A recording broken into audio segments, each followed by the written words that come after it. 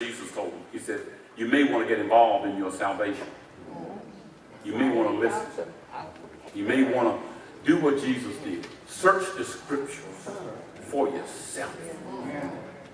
I don't want you to just step into something that you aren't certain about.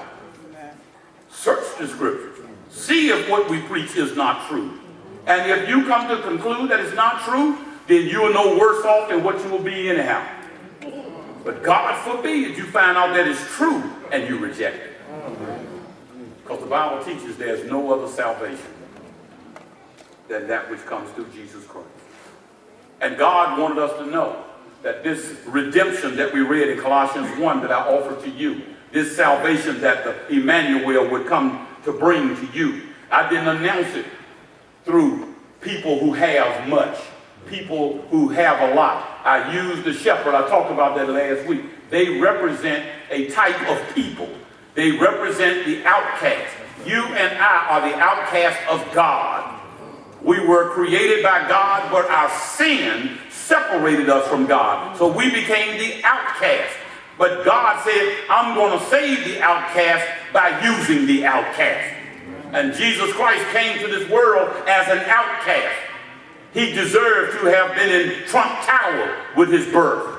But yet he was in a stable as an outcast, not deserving of the dignity that would be God's. They wouldn't let Mary come into the temple, the place where they would worship God. Why didn't they let God come in there so that God could make his advent into the world? Instead, God had to make his advent into the world in the world. He had to come out there among those of us who were outcasts, those of us who had become misfits. And God said, I'm going to use the misfits. I'm going to use the outcasts. So Clyde, Ellis, everywhere you go, you tell the outcasts that they too can come home. It doesn't have to be this way anymore. God, you know, today, you go over to Israel, they got a cathedral there that supposedly sits over the spot where this manger was, where Jesus was born. But yet, you can stand there and observe all the splendor of the cathedral. But to see the actual spot where he was born, you have to duck down and go into a cave. You have to go into a cave. Notice that you almost have to come down to your knees. That's what God came into this world, is to bring you down from the splendor of the world, that you might be saved. God says, I want you to see yourself for what you really are. No, you are not high and lifted up. Get on your knees before the Lord. That's why he said that at the name of Jesus, every knee shall bow. You want to see Jesus? When he talked about the camel coming into the gate, he wasn't, oh, you got to see the spiritual message in that. In order for the camel to come through the gate, you had to take all of the packages off the camel because the camel couldn't get through. King James calls it a needle. It wasn't a needle. It was one of the gates into the city. That was the gate you brought your animals through. But the animals couldn't come into the gate with their burden on them. So they had to lay down their burden that they might enter into the city of God.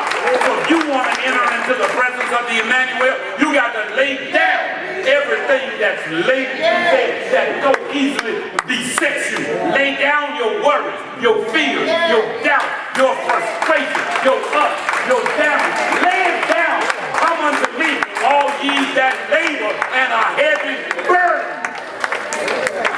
He said, oh, if you want to come into the presence of the Emmanuel, you got to come in where it's nothing but you. That's why we say, it is certain that you bring nothing into this world and you take nothing out. What are you talking about? You want to come into the presence of God? It is certain that you have to come to Jesus just as I am. That's how they sing that song. Just as I am. You can't come in there with your titles. You can't come in there with all your possessions. You got to come before God the same way you came into this world. You brought nothing in. He said, and I want you to come before me. The same is true of Jesus Christ. You want to see Jesus? Then you have to stoop down to get to the place so that God can save you. You have to kneel before the Savior. This is the wonderful mystery of the Savior's birth, that the Creator would come into his creation, to this dirty world, into a place of sin, and he will come into this world just as we are because he loves us so much. And Jesus said, I would rather die than to see my people live in hell for an eternity. And so for sin, he died.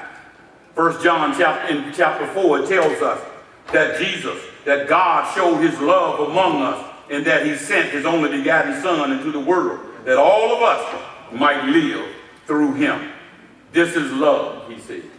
Not that we love God, but that God loved us and sent his Son as a sacrifice for our sins. Jesus didn't come into this world for you to stand over the manger. He said he'd be at the cross. At the cross is where you will see the light.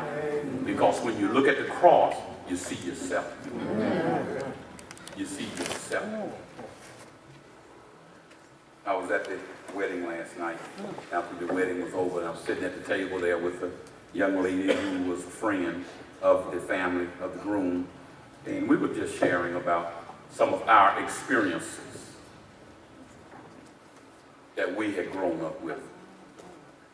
And I don't know what caused her to remember this particular experience, but it stuck with me.